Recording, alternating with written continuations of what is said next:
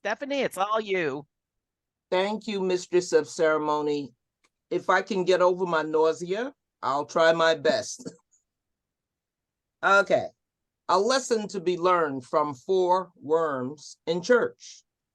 A minister decided that a visual demonstration would add emphasis to his Sunday sermon. 4 worms were placed into 4 separate jars. First worm put into a container of alcohol. Second worm put into a container of cigarette smoke. Third worm was put into a container of chocolate syrup. And the fourth worm was put into a container of good, clean soil. At the conclusion of the sermon, the minister reported the following results. First worm in alcohol, dead.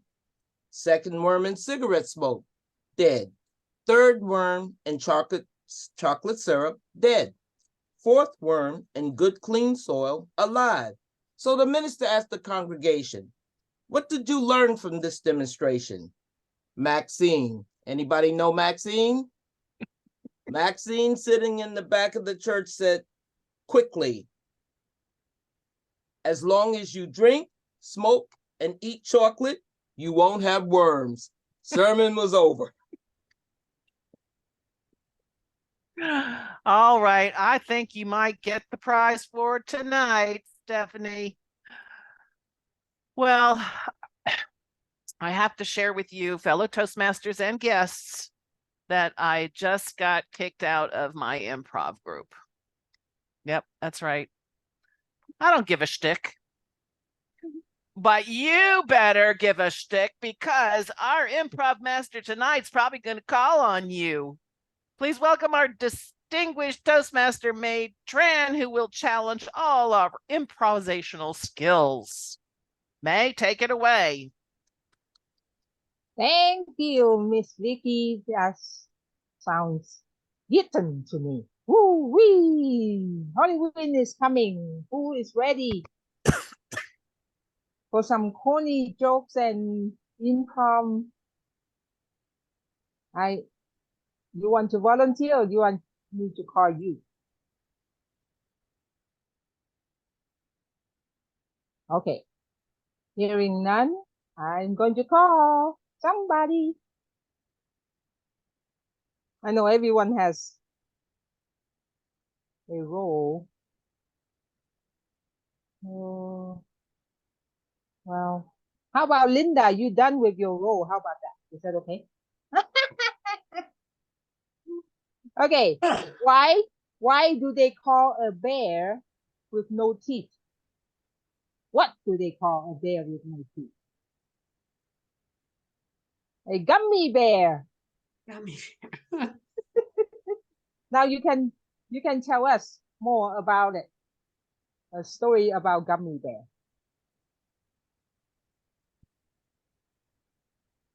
Gummy bears are really important bears. My daughter had pneumonia once, and it went on for more than 3 weeks. And the doctor said, I said she won't have ice chips. I can't get her to drink anything, eat anything. She was losing a lot of weight. And I said, how about gummy bears?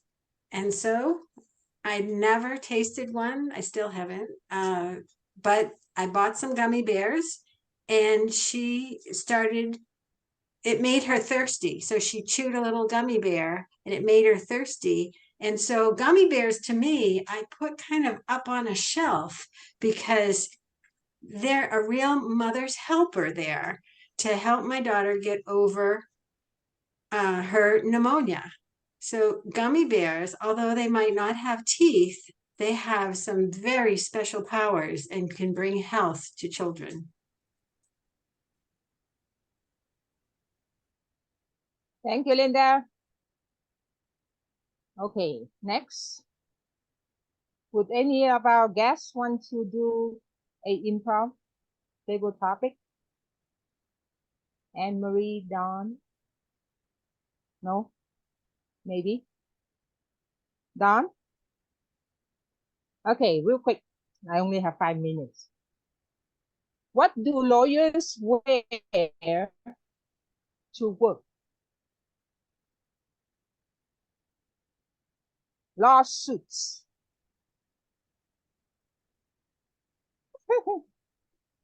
Okay, Lawsuits. you can lawsuits. That's what they wear all day long. You can expand on that and tell us some Ethan's joke. Oh boy.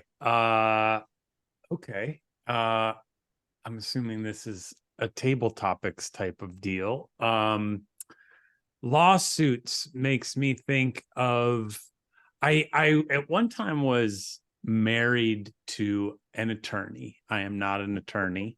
So first of all, first takeaway, don't get married to an attorney. Second, is one thing that is great about attorneys is something called nasty grams. Has anybody heard of a nasty gram? Yeah, Terry, Marjane, yes. Nasty grams, if someone is not treating you correctly, or a business or a property manager or something like that, you can feel very powerless.